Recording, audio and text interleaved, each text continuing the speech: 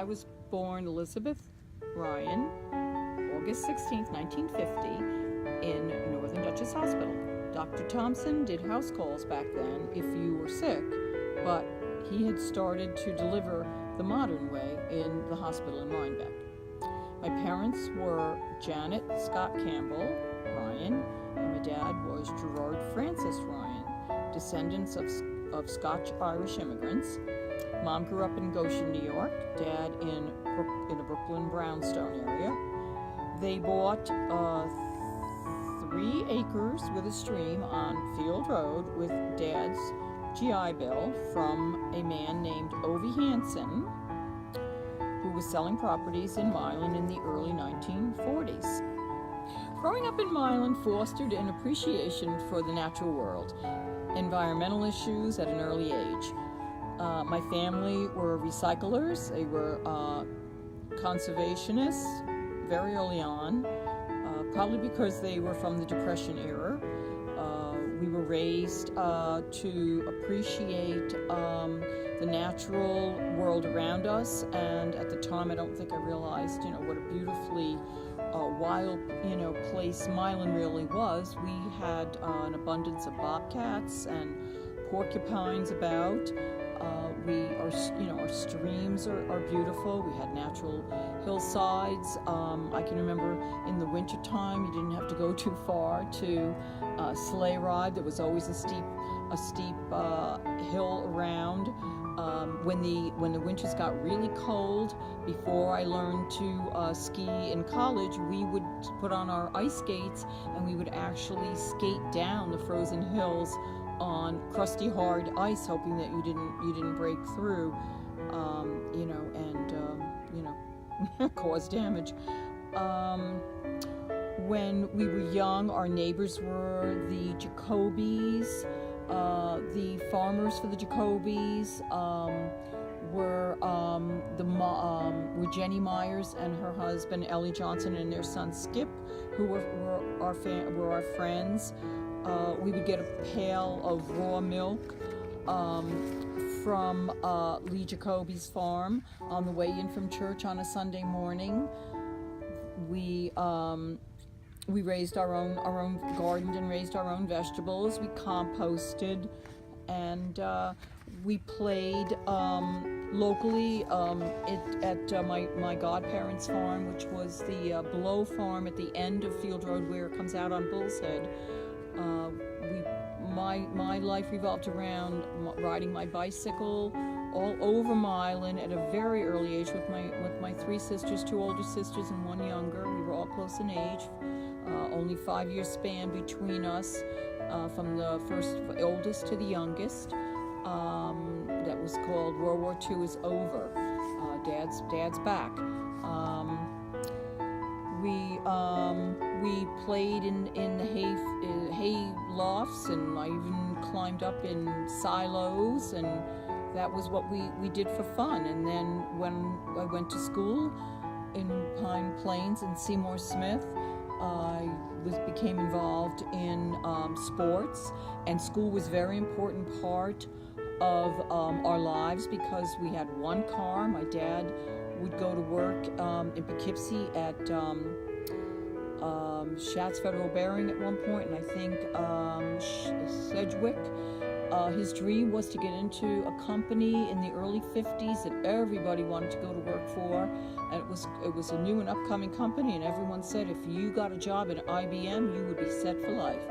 But my dad, as a welder by trade, did not get a job there, so we were not set for life. But we managed. We didn't realize that we were, rich in spirit and maybe poor financially, but in those days everybody was sort of on an even playing field.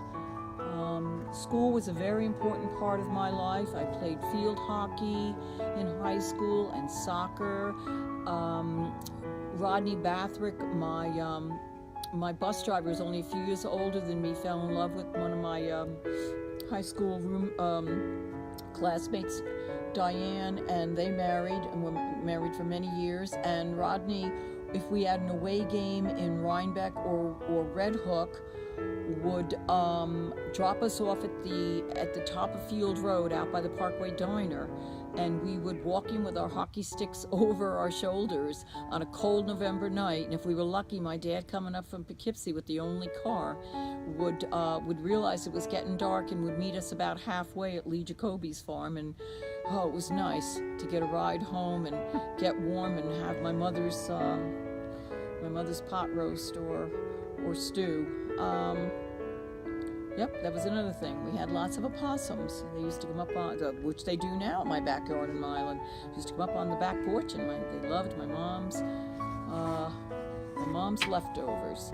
So after I grew up, I went to college in Albany and in New Hampshire, which were both very politically motivated cities in the late 60s and early 1970s. So I adopted the title Ms. at a very early age and became politically motivated at a very young age.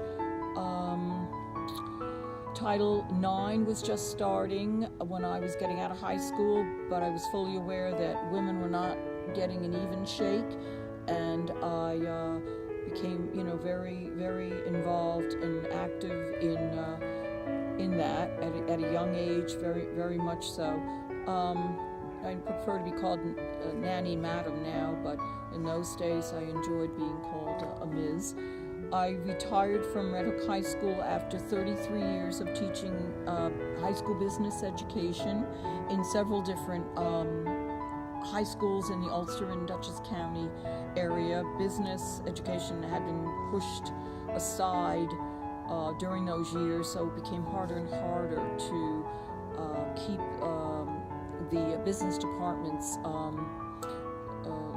growing. So, and then after I retired from Red Hook High School in 2008, I loved my high school, and I became a substitute teacher, and I'm in my 10th year of subbing in the Red Hook School District, and I sub at both Mill Road and the high school. I sub from kindergarten to chemistry and everything in between, PE and just about everything. So I'm on call, and I love it and I enjoy it. So when I'm not doing that, I'm still active as an assessor for the town of Milan, which I also coincidentally started at about the same time as teaching, or perhaps a little bit later in the early 80s. A fellow named Jack showed up at my door, stepped one day, along with a woman named Dora Viren, and Jack Campese convinced me that I needed to come to work for the town. So I started out as on the Board of Assessment Review, and within a couple of years I was an assessor, and I was assigned to the field work, which suited me quite well in the early 80s because I was physically active. We're always busy hiking and skiing and downhill skiing with our kids. We now also have taught our grandson to ski, but back in those days, being out doing the field work suited me quite well. I worked with Steve Keene, who I also had carpooled with, ironically, at one point in time for teaching jobs. And I enjoyed it because we literally went out and climbed ladders and hopped over snowbanks and used an old-fashioned, measuring tape. And I, to this day, still enjoy and love not only being out in the field, but also meeting and greeting. Feel like I'm a meter or greeter for Milan.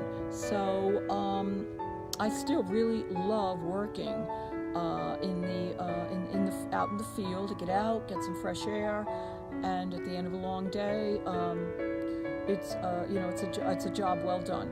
So it's changed a lot over the years, as anything has changed, but I'm still loving it, and remain active to this day. When I'm not busy working between two part-time jobs, I like to bicycle, walk, still hike, spend time with my grandchildren and my husband Ed of 45 years. Fiercely proud of my family, my friends. I'm a patriot. I absolutely love, hiking in the Adirondacks. I love gardening at home, yard work, and being active. And I love the raw beauty of Milan, and hope that 50 years from now we still we'll have some of the dirt roads and the paths and things that we have. I have a wonderful article I just blew the dust off of this morning about the Taconic Parkway being born and grown and expanded. When I was born, my dad decided to use Route 199, which was still dirt, and my mom thought she was going to have me someplace between Field Road and Rhinebeck Hospital on the dirt road. So the Taconic Parkway and Route 199 were also grown during the early 50s. The wonderful family, the American Indian family, the Christians, came down from the Syracuse area, grew up with them, went to school with them, and they also were instrumental in expanding the Taconic Parkway. There I am next to the wash tubs that everybody had in the 50s. You could put your feet on them, but apparently I didn't know that. But you could also do laundry in them. And Catskill Game Farm in 1965, which was a tradition in our family, which is still, I guess, going on now in a little bit different format, but it's still a great place to visit. Second grade, probably toothless, in probably about 7 or 8 years old. Whoops, there's a better one. That is love of cats. I think the cats survived. I still have cats today. and there we are at Ed's retirement party in March of 2006 from the Dutchess County Sheriff's Department. That's Captain Ed Burns, with my son Ryan, who's serving in Iraq right now as an airman in first class.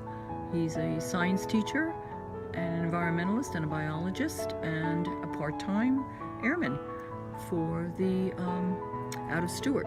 And my daughter. She's beautiful. Yep, from about 10, 12 years ago. Here we are.